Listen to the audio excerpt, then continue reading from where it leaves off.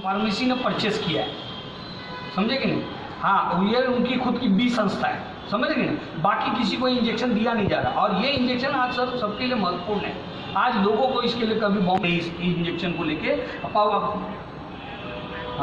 हाँ, ये अप्पा शिंदे जी का है, जगन्नाथता को लाभ दिया है और बाकी का डिस्ट्रीब्यूटर जनरेशन बराबर जनरेट किया नहीं। ये सारे विषय को लेके मैं यहाँ पे धरने पे बैठा हूँ कि इधर डिस्ट्रीब्यूटर। हाँ, और मैं चाहता हूँ सर इसकी एसआईटी में जांच होनी चाहिए, जो भी गैर प्रकार हुआ रहेगा इसको उठूंगा, वो भी करूँगा, लेकिन जब तक इसकी इंक्वायरी नहीं लगती तब तक मैं धरने पर बैठूंगा। भले गिरफ्तारी हो, यहाँ से कुछ होता है, बात अलग है। मेरा काम है, कमिश्नर साहब से भी बात किया, आपके डीआई ने मेरे को बुला के वहाँ से डिनाई करके इंस्पेक्शन के लिए बुलाया। मेरा आपने अभी शाम 5-6 बजे के आसपास हुआ था। मेरी जान चली जाए, मैं यहाँ से उठूंगा नहीं, मेरे ऊपर धरने पर बैठा। मेरा धरना चाहते हो यहाँ से नहीं, जेल तक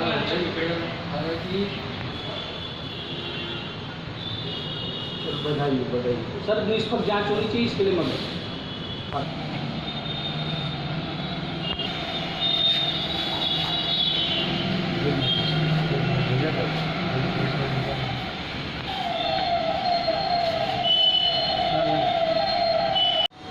ऐसा है कि आज कोविड की महामारी को लेके ये जो इंजेक्शन है तोसलीजुम और एक्टिमा करके इसका नाम है, इसका ये महत्वपूर्ण इंजेक्शन है। वेंटी और आईसीयू के पेशेंट को स्टेबल करने में इसका महत्वपूर्ण योगदान रहता है। पिछले 5-10 दिनों में से यहाँ पे किसी के पास स्टॉक अवेलेबल नहीं है।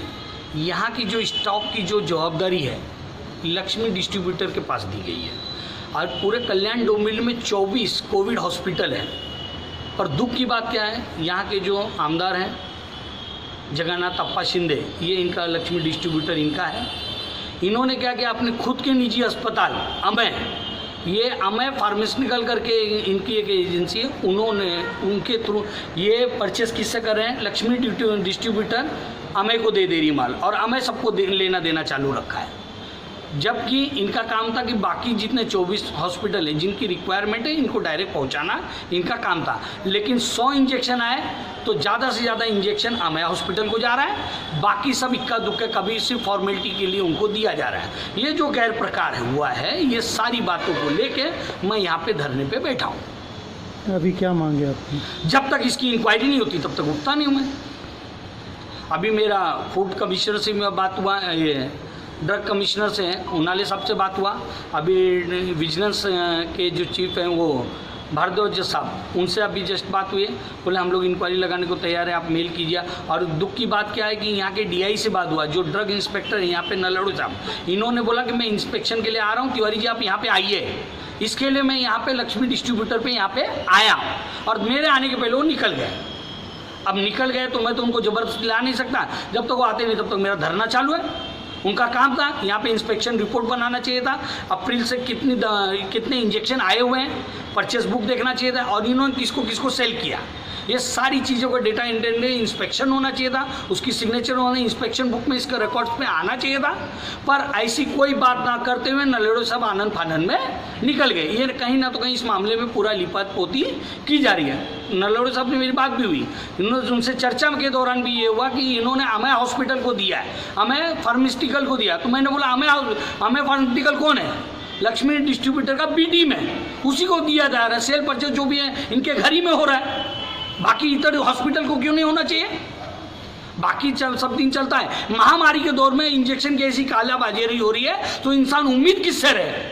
सरकार में रह के आमदार है और अपनी पीठ थपथपा रहा है, और इधर जनता बेहाल है। अगर ऐसी बात है तो मैं मर जाऊंगा, यहाँ से धरने से उठूंगा नहीं। मुझे इस सारे विषय को लेकर इंक्वायरी चाहिए। तर याच्यामध्ये आमचं म्हणणं हे आहे की बाबा त्यांची जी काही तक्रार आहे की आम्ही काही काळा बाजार केला आहे किंवा जी काही औषधं येतात ती आमच्याच दुकानातून विकतोय, तर हा आरोप खोटा आहे। याच्यामध्ये मी काही आमचं लक्ष्मी एंटरप्राइज हे सिप्लाचं टॉकीज आहे। दुसरी गोष्ट, आम्ही काही कोविड हॉस्पिटलला सप्लाय करण्यासाठी सिप्ला कंपनी आम्हाला माल देत नाही, इंजेक्शन देत नाही। आणि आज महाराष्ट्रामध्ये ठाणे जिल्ह्यामध्ये कल्याण कॉर्पोरेशनमध्ये ही कंपनी सर्व हॉस्पिटलला डायरेक्टली माल देते कंपनी हॉस्पिटलला, आणि त्याच्यात केमिस्टच्या थ्रू हे याचा सेल होतो। आज जे काही मला 5-10 औषध हे मिळतात ते मी सिप्लाचं टॉकीज आहे म्हणून ते देतात, ते पण मला देत नाहीत, ते हॉस्पिटललाच मला द्यायचं आहे हा सप्लाय, आणि त्या हॉस्पिटलचं नाव कंपनीच्या लिस्टमध्ये आहे. दुसरी गोष्ट, हे औषध आपण बाजारात 40,000 रुपये किंमत असताना आम्ही केवळ 31,500, म्हणजे कमीत कमी 2%, 2.5% रिटेल आणि 2.5% होलसेल एवढाच नफा घेऊन विकतो, आणि गरीब लोकांना सेवा करायसाठी ही कंपनीकडनं हे आपल्याला येतात.